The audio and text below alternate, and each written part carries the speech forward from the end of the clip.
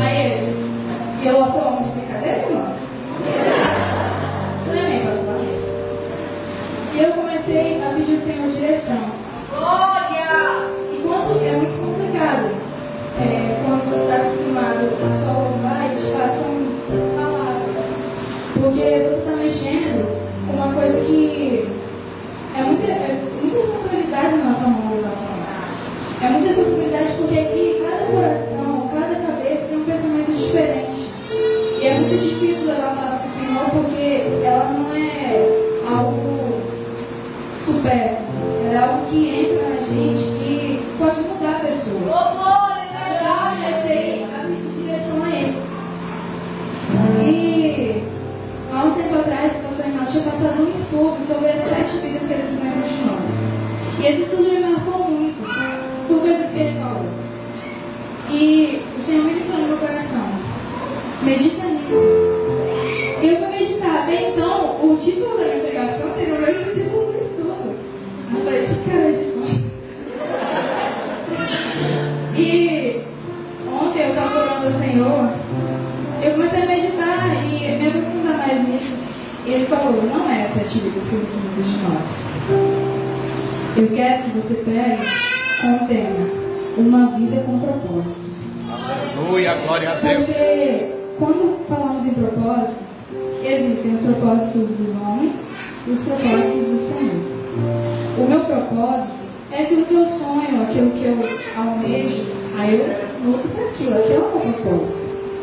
E o propósito do Senhor, ele bate de frente porque ele é diferente. Os nossos sonhos não são os mesmos sonhos do Senhor. A menos que você peça que o Senhor ministre no seu coração os sonhos que Ele tem para você, os seus sonhos serão diferentes. E quando falamos de propósito do Senhor para a nossa vida, perceba que quando você tem um propósito do Senhor na sua vida, Ele não vai beneficiar somente você. Ele vai beneficiar outras vidas. É isso que diferencia. Porque o meu sonho, muitas das vezes, ele beneficia só a mim.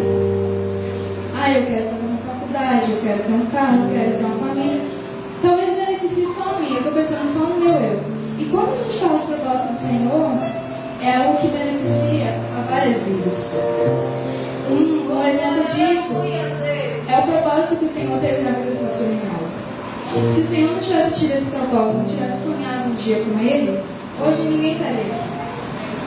Poderia até estar, mas com outro pastor, outros ensinamentos.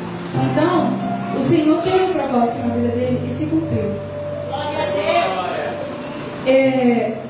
Primeiro versículo que eu quero que vocês abram para mim, por favor, é em Lucas 23, 45.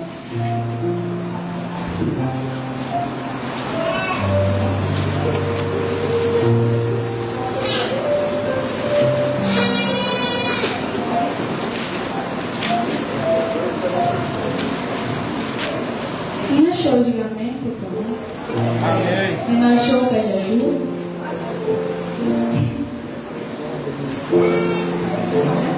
Ajudem com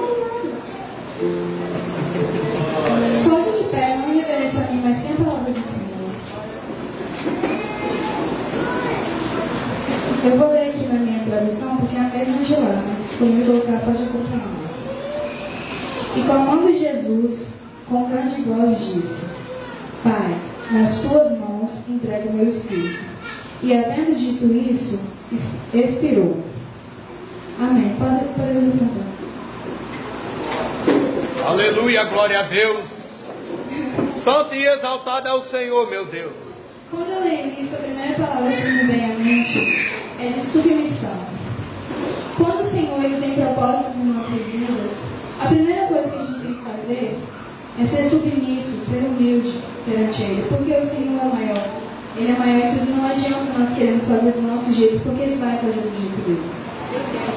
E a outra palavra é a obediência. Porque eu imagino a cena. Pensa. Antes de tudo acontecer, Jesus vira a terra. Deus chega para Jesus e... Oi, pai. Eu tenho um propósito para você. Eu quero te povo, se entregar, pagar no preço de sangue. Já pensou, jovem? E teve experiência de ter seu pai, sua mãe de casa, alguém mais responsável, chega para você e fala: olha, você vai morrer, seu sangue vai ser derramado por uma nação. Uma nação que vão te escorraçar, eles vão fazer valer esse sangue. Eles vão muitas das vezes, te dizer que você está blasfemando, dizer que você não é aquilo que você é. Eu confesso que se minha mãe chegasse para mim e falasse que eu ia pagar um preço de sangue por alguém, eu tremeria na face. Porque é muito complexo o ser humano. Porque na mesma hora que você acha que a pessoa é uma coisa, ela pode ser outra. Imagina Jesus, com todo o seu amor, se entregando por uma nação que ele sabia que julgaria ele, que crucificaria ele. É muito amor. Então,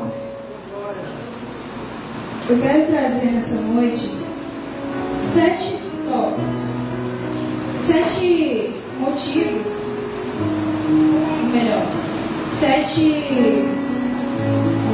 opções, 7 categorias que você tem na sua vida que você precisa cuidar para estar mais próximo de Deus. Porque quando você está mais próximo de Deus e quando você se alinha com Ele, os propósitos coincidirão e vai dar tudo certo no seu vida. Glória a Deus, aleluia. Veja bem, disse tudo certo, mas eu não disse que não haveria lutas. As lutas, elas precisam acontecer, as batalhas precisam acontecer, porque se estiver tudo bem, não tem razão da gente estar aqui. Porque eu sei que cada pessoa que está aqui nessa noite veio buscar algo, veio buscar por alguém. Então, pensa como se a presença de Deus, ela fosse um espelho. E quando você está longe dela, você não se vê, você quase não se vê. É embaçado. E quando você vai chegando mais perto, você consegue ver com mais clareza.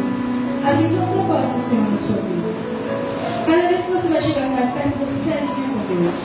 E quando você está perfeitamente alinhado com o Senhor, é aí que a sua batalha começa. Porque o reino do Senhor é algo que você tem que ter em mente que você só vai ter paz no céu.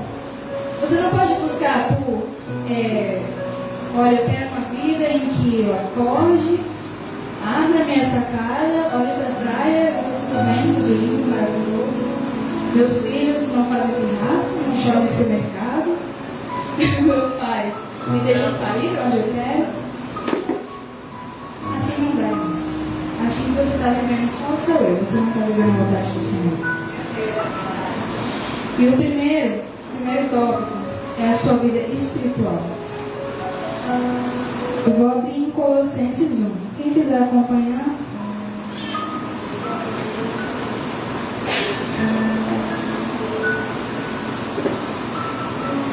Colossenses 1, 9 e 10.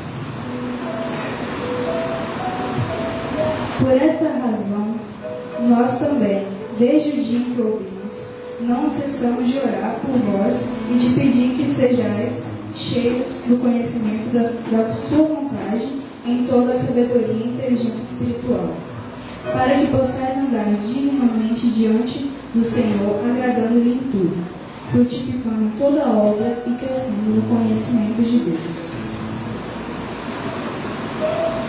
Quando diz crescendo no conhecimento de Deus,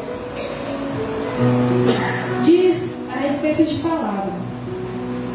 Porque você pode sim buscar pelos seus dons, pelas suas vontades.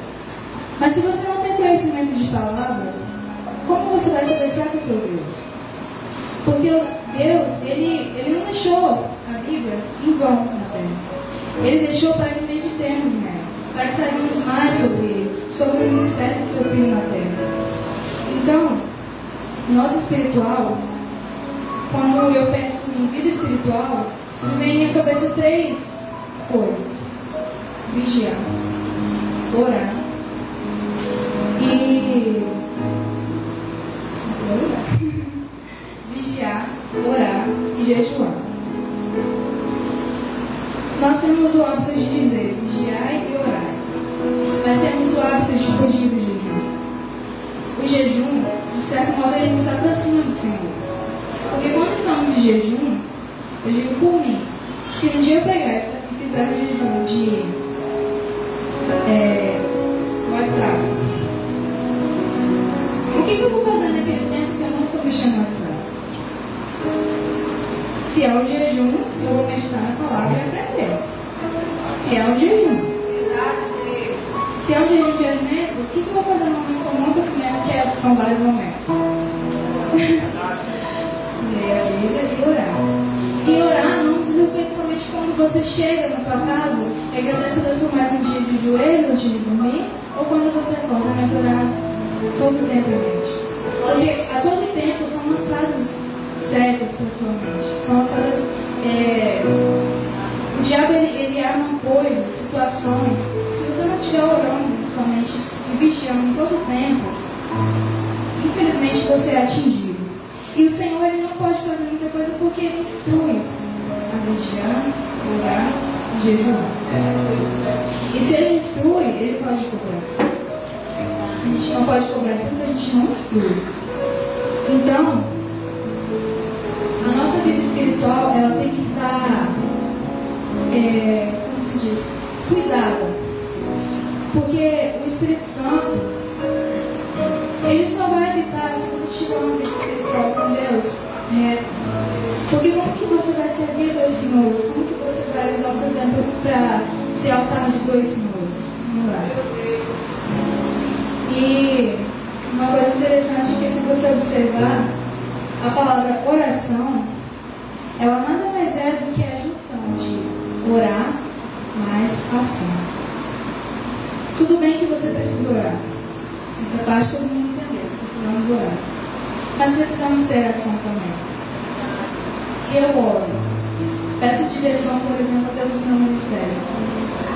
Senhor, qual é o ministério? E o Senhor, ele me fala. Vamos supor, o seu ministério é de evangelista. Obrigada, Deus. Amanhã eu volto. Não, você precisa. Se ele falou que você vai ser um evangelista, você precisa buscar meios. Você precisa ter ação para correr atrás disso. Se ele falou que você vai ser um levita, você precisa buscar meios. Você precisa buscar para isso. Se ele falou que o seu ministério é ajudar na limpeza da igreja, você precisa vir ajudar. Aleluia, glória a Deus. Então, temos que saber pedir e saber ouvir. Porque Deus, ele eu tiro por mim. Ele não vai tirar uma coisa maior que isso. Quando eu comecei a meditar, eu pensei várias vezes em ligar para o pastor e falar: olha, pastor, eu me sinto honrada por esse convite, mas eu passo. E eu vou pensando nas possibilidades do que aconteceria se eu fizesse isso. Então, eu parei para pensar que se a gente tem tanto hábito de falar isso, que Deus não mandou uma parte melhor que a gente possa suportar, eu falei: então será que não foi o Senhor que ministrou no coração dele isso? Porque se o Senhor confiou isso a mim, é porque Ele sabe que eu vou poder cumprir. Glória a Deus, aleluia. Vim trazer a palavra e tudo mais. Mas o Senhor me usar como instrumento. Porque eu não tenho nada para oferecer para vocês. Porque eu tenho apenas 16 anos. Então, eu não tenho vivido muita coisa para dizer: nossa, olha, o mundo lá fora é terrível. Muita coisa. Eu sei das coisas, mas eu não vivia limpo aquilo para trazer. Então, o Senhor, Ele confiou. Se Ele confiou, é porque Ele sabe que hoje aqui teriam pessoas, uma pessoa, duas, que precisariam ouvir a palavra dele. Precisariam entender o propósito dele na vida. Então, o segundo tópico é a saúde. Saúde, deixa eu ver primeiro. 1 Coríntios 6, 19.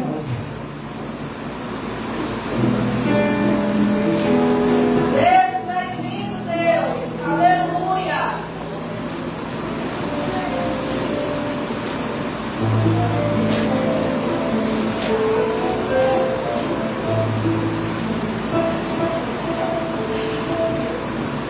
Ou não sabeis que o nosso corpo é o templo do Espírito Santo, que habita em vós, proveniente de Deus, e que não sois de vós mesmos?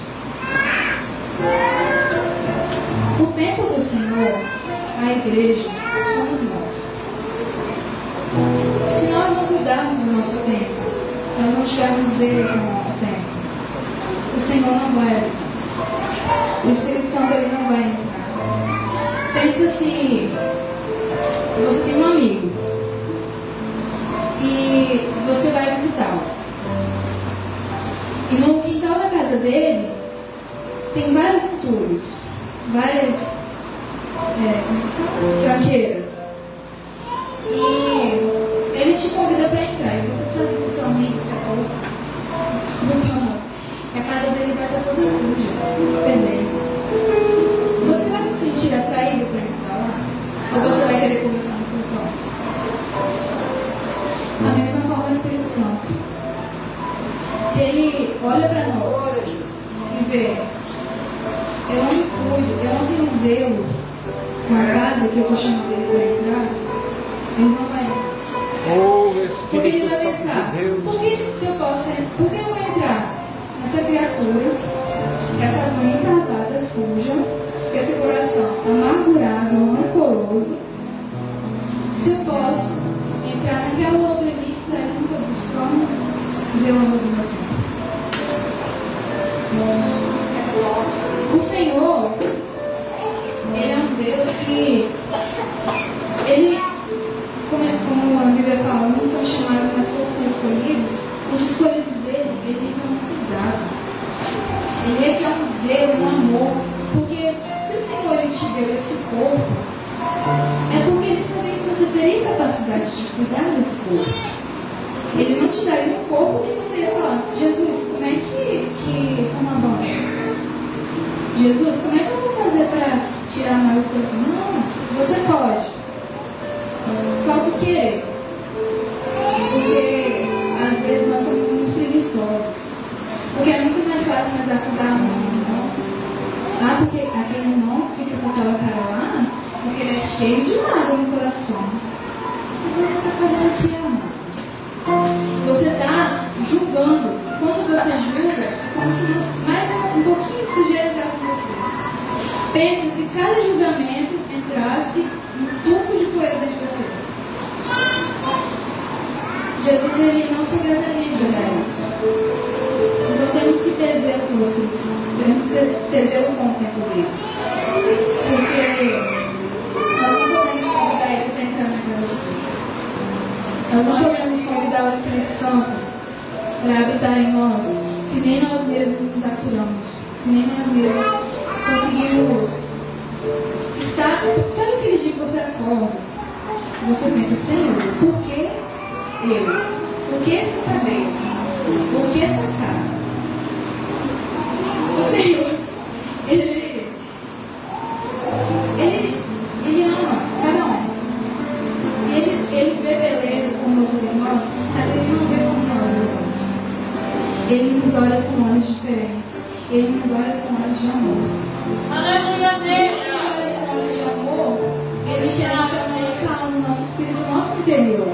Porque a nossa carne, o tempo vai corroer. A nossa carne vai passar e só vai restar o nosso espírito. E se o seu espírito é um espírito limpo, ele se alegra disso. Mas se o seu interior ele é um interior trevoso, infelizmente o Senhor ele não se alegra. E novamente, na vida existem instruções. Existem formas de como se limpar, de como alcançar o perdão, de como buscar o Senhor de fato, limpar o nosso tempo. Como diz aqui, se você for voltar um pouquinho mais, no versículo 17, ele fala: mas o que se junta com o Senhor é o mesmo Espírito. Então, se você tem o Espírito Santo e você se junta com ele, você e ele se tornam uma carne só. Você automaticamente será uma pessoa curada. Você será uma pessoa glória a Deus. com esse propósito Santo e exaltado é o de Senhor, meu Deus. abençoar outras vidas.